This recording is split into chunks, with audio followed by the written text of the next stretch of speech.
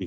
ਅਗਲੀ ਜਿਹੜੀ ਹਰਜੋਤ ਸਿੰਘ ਜੀ ਗੱਲ ਕਰਦੇ ਜਾਈਏ 2026 ਦੇ ਵਿੱਚ ਵੱਡੇ ਟੈਕਸ ਰੀਫੰਡ ਆ ਸਕਦੇ ਆ। ਰਾਸ਼ਟਰਪਤੀ ਟਰੰਪ ਹੁਣਾਂ ਨੇ ਇਹ ਦੱਸਿਆ, ਕਹਿੰਦੇ ਵੀ ਵਨ ਬਿਗ ਬਿਊਟੀਫੁਲ ਬਿੱਲ ਦੇ ਤਹਿਤ ਜਿਹੜੇ ਚੇਂਜਸ ਲਿਆਂਦੇ ਗਏ ਆ, ਲੋਕਾਂ ਨੂੰ ਜਿਹੜੇ ਰੀਫੰਡ ਆ ਉਹ ਪਹਿਲਾਂ ਦੇ ਨਾਲ ਪਿਛਲੇ ਸਾਲਾਂ ਦੇ ਮੁਕਾਬਲੇ ਵੱਧ ਮਿਲਣਗੇ।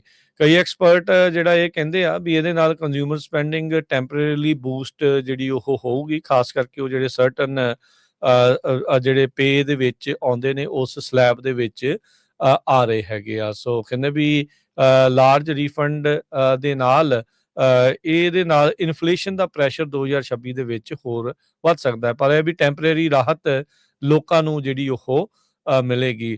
ਟਰੰਪ ਉਹਨਾਂ ਦੇ ਬਿਗ ਬਿਊਟੀਫੁਲ ਬਿੱਲ ਦੇ ਵਿੱਚ ਕਈ ਪ੍ਰੋਵੀਜ਼ਨ ਜਿਹੜੇ ਉਹ ਕੀਤੇ ਆ। ਜਿਹੜੇ IRS ਆ ਉਹਨਾਂ ਨੇ ਅਜੇ ਆਪਣਾ ਜਿਹੜਾ ਟੈਕਸ ਵਿਦ ਹੋਲਡਿੰਗ ਟੇਬਲ ਆ ਉਸ ਨੂੰ ਅਪਡੇਟ ਨਹੀਂ ਕੀਤਾ ਸੀਗਾ।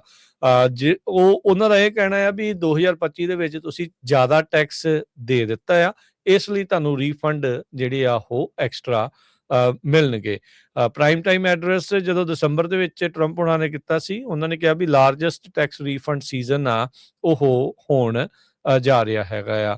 ਤੇ ਜਿਹੜੇ ਹਰਜੋਤ ਸਿੰਘ ਜੀ IRS 26 ਜਨਵਰੀ ਤੋਂ ਸੋਮਵਾਰ ਤੋਂ ਉਹ ਪ੍ਰੋਸੈਸਿੰਗ ਕਹਿੰਦੇ ਵੀ ਟੈਕਸ ਰਿਟਰਨਸ ਦੀ ਸ਼ੁਰੂ ਕਰਨ ਜਾ ਰਹੀ ਆ, ਤੇ 15 ਅਪ੍ਰੈਲ ਬੁੱਧਵਾਰ ਤੱਕ ਇਸ ਦੀ ਡੈਡਲਾਈਨ ਜਿਹੜੀ ਰਹੇਗੀ। ਸੋ ਕਹਿੰਦੇ ਵੀ 26 ਜਨਵਰੀ ਤੋਂ ਪਹਿਲਾਂ IRS ਜਿਹੜੇ ਤੁਹਾਡੇ ਰਿਟਰਨਸ ਆ ਉਹਨਾਂ ਨੂੰ ਪ੍ਰੋਸੈਸ ਕਰਨਾ ਸ਼ੁਰੂ ਨਹੀਂ ਕਰੇਗਾ। ਸੋ 26 ਜਨਵਰੀ ਤੋਂ ਜਿਹੜੇ ਉਹ ਸ਼ੁਰੂਆਤ ਕਰ ਦੇਣ। ਮੰਨਿਆ ਜਾ ਰਿਹਾ ਵੀ 164 ਮਿਲੀਅਨ ਜਿਹੜੇ ਇੰਡੀਵਿਜੂਅਲ ਇਨਕਮ ਟੈਕਸ ਰਿਟਰਨ ਆ ਉਹ ਇਸ ਸਾਲ ਦੇ ਵਿੱਚ ਫਾਈਲ ਹੋਣਗੀਆਂ।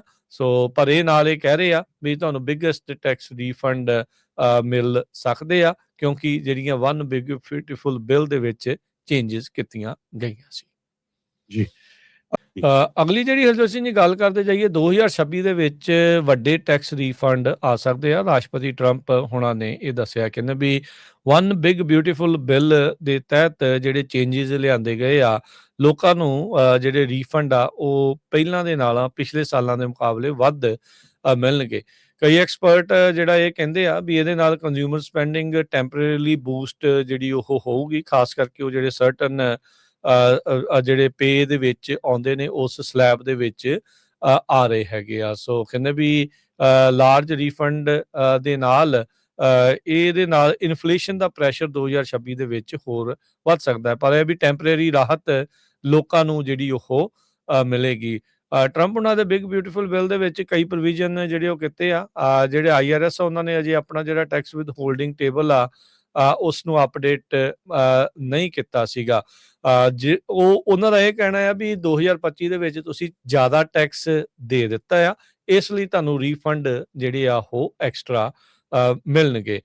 ਪ੍ਰਾਈਮ ਟਾਈਮ ਐਡਰੈਸ ਜਦੋਂ ਦਸੰਬਰ ਦੇ ਵਿੱਚ ਟਰੰਪ ਉਹਨਾਂ ਨੇ ਕੀਤਾ ਸੀ, ਉਹਨਾਂ ਨੇ ਕਿਹਾ ਵੀ ਲਾਰਜੈਸਟ ਟੈਕਸ ਰੀਫੰਡ ਸੀਜ਼ਨ ਆ ਉਹ ਹੋਣ ਜਾ ਰਿਹਾ ਹੈਗਾ ਆ।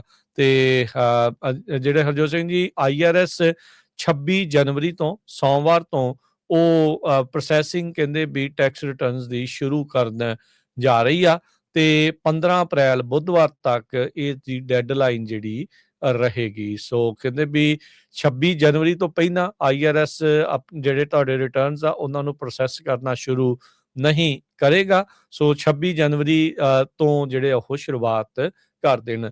ਮੰਨਿਆ ਜਾ ਰਿਹਾ ਵੀ 164 ਮਿਲੀਅਨ ਜਿਹੜੇ ਇੰਡੀਵਿਜੂਅਲ ਇਨਕਮ ਟੈਕਸ ਰਿਟਰਨ ਆ ਉਹ ਇਸ ਸਾਲ ਦੇ ਵਿੱਚ ਫਾਈਲ ਹੋਣਗੀਆਂ।